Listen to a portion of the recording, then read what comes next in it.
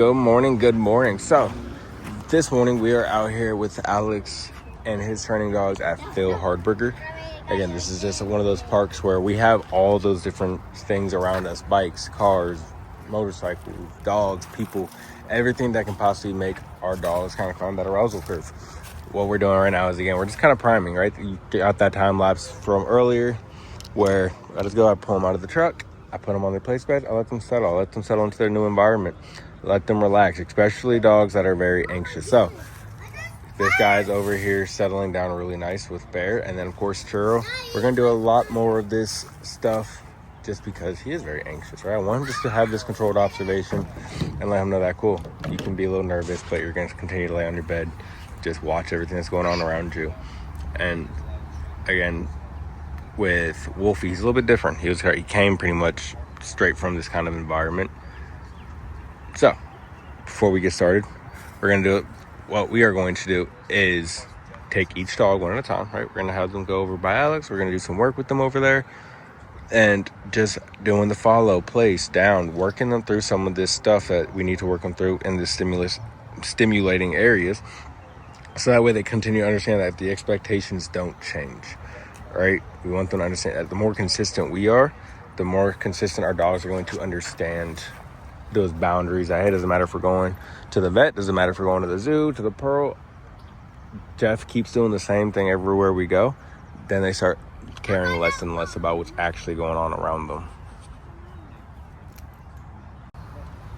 All right, guys, so I forgot my mic. Come. So you're going to be here when I do need to say something to you. I'll be coming up closer, but you're probably just going to watch what me and Wolfie are working on a little bit more. What we're doing right now is working on how to get this neutrality part, right? Sit. You're still having issues where Yes.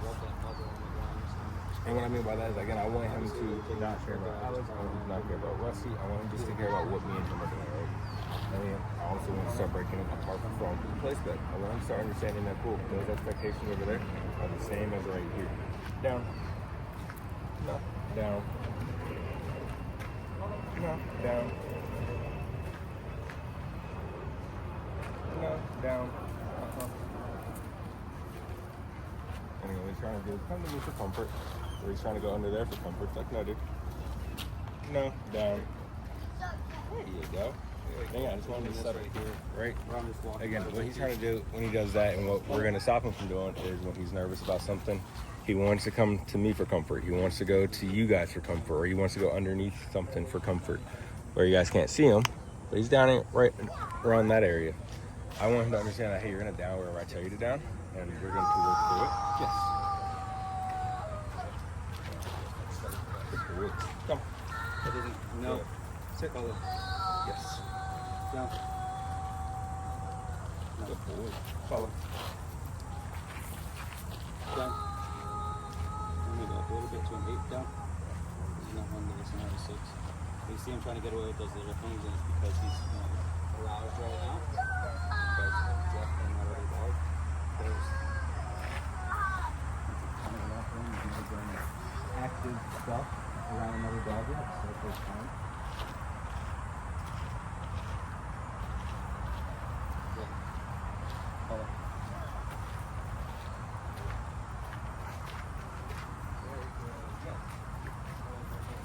Follow.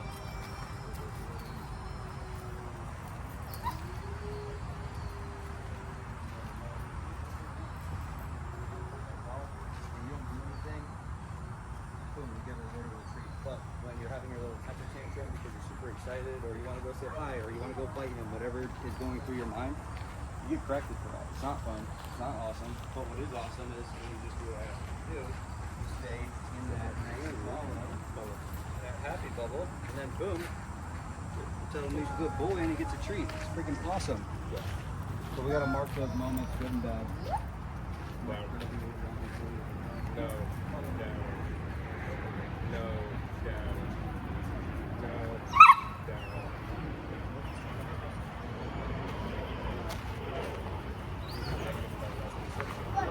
No. Down. No. Down.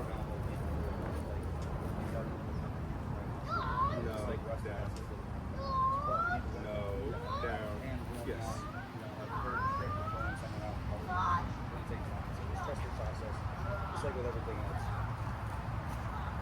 this is Rusty's, or not Rusty's, this is Wolfie's first time being around other dogs other than his classmates, right?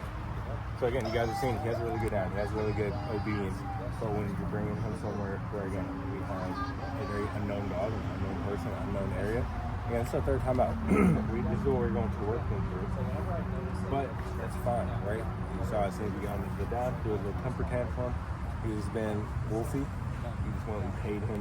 We got him to kind of settle and understand, like, hey, dude, this is what we're just going to keep going, right? We're going to keep working through. We're going to build up that resilience because, again, if we were just to give into it, right? He's throwing a little temper tantrum, like, oh, just give up.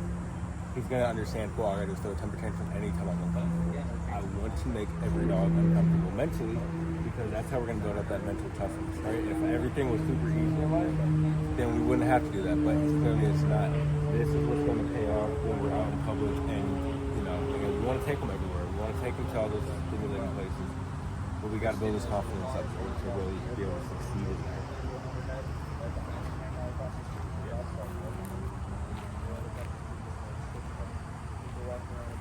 Oh, boy. That's the kids right there. 20 feet away from us doing things stuff. There's a lot of distractions going on. There's a lot of involved with it.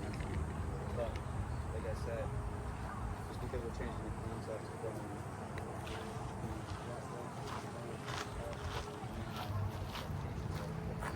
Come. Yes. Do you see how just resetting him and looking through something? And before that, like the flip so very calm now, good color. But whenever you notice discrepancy in life, you're gonna have moments where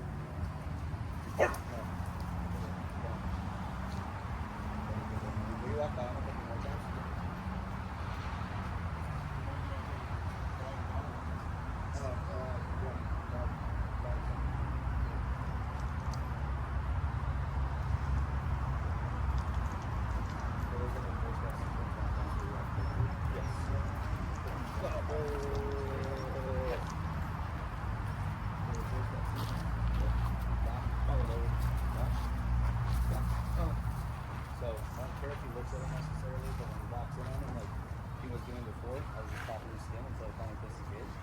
Now he won't even look at him at all. Now I only have him. Yes. But those moments of reactivity, when I'm up that, obviously I'm not holding a grudge against him. I don't need to rip his head off with a phone call. I tell him no, I put him back in the ground and that's that. Like right now, it's not just one. But he kind of gets submissive, goes into that sound for me. But there's super annoying about this. If I don't shut it down at that phase of that 4-step sequence, the next two phase are load, get ready for it, and then launch. Down. That's where the reactivity comes. They kind of practice quickly. Oh, there it is. But that's where we want to pay attention to the dog, and we want to shut it down as early as possible. If you're anxious, if you're nervy. Good boy. So again, what we're kind of working up through there is Rusty's a little dog reactive, so of course we're always helping each other out, and when we have a dog that is as neutral as Wolfie, it's great because then we really can just focus on one dog at a time instead of both of them. But what I've been telling you guys since week 1 is I like to mix in the movement stuff and then into the actual down and the duration stuff. Allowing him to settle and watch everything going around him is just as important as us just walking and moving him through everything. Because when we're walking and moving, we're passing stuff up, we're doing a bunch of just stuff. We're not really allowing him to be super controlled, but instead now we're just letting him stay on that down. As you see, his hips are nice and flipped, so he's not really climbing that arousal curve.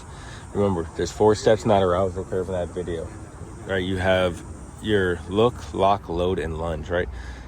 Clearly, he's not a very reactive dog, but the biggest thing is if he was to get reactive, let's say he wants to go chase a squirrel or a deer, or because he does have prey drive, we can now see where how his hips are flipped. The biggest step after that is if his hips are directly under. So look at the difference in the 2 dogs, right? His hips are very rotated. Oh, now Rusty just flipped his hips over. But we don't want him to be a lotus spring. We don't want him to be expecting to get up soon. I want him to just lay there and understand that, cool, I'm going to lay here as long as Jeff tells me to lay here. That doesn't really matter what's going on. Good boy. Just trying to set my tripod back though. And that is been what has worked for him in the past. So what's he gonna keep doing? What has worked for him in the past, right? So follow. We just need to rewire his brain and show him, hey, no, that's not the way forward. Good. You want to throw him on this table, dude? Are you still recording? Yeah. Sweet. You want to throw him on this table?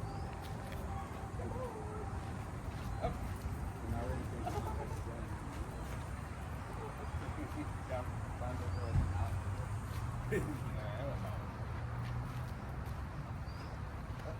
So we're changing the context again. Take him out of his comfort zone. Put him up on the table with Wolfie.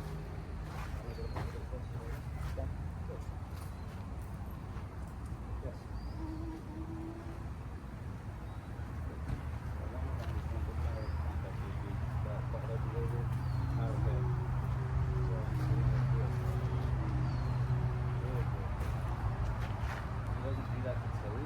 But he also spends all day every day with Tilly. This is a new dog that he's never seen before. So this is the one dog that wasn't even a dog anymore. So completely different from the dog that he sees all day, every single day. So we're supposed to bring that up because there's a lot of people who be like, well, he's not like that with Tilly. Why is he doing that to Wolfie? What did Wolfie do? Wolfie didn't do anything. He just existed. And I think he's in the wrong place at the wrong time. I was rough and fast. He's going to bully out this for he's doing incredible right now.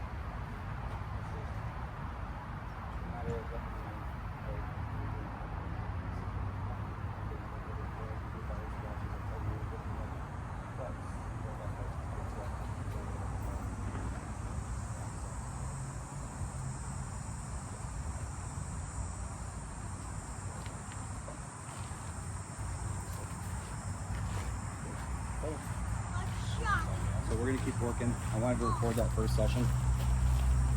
We did. Go to the potty. Oh, we dropped the treat. You dropped your beef treat. That's what you're doing. No, now it's got rocks all over it. We're not gonna eat that. But anyways,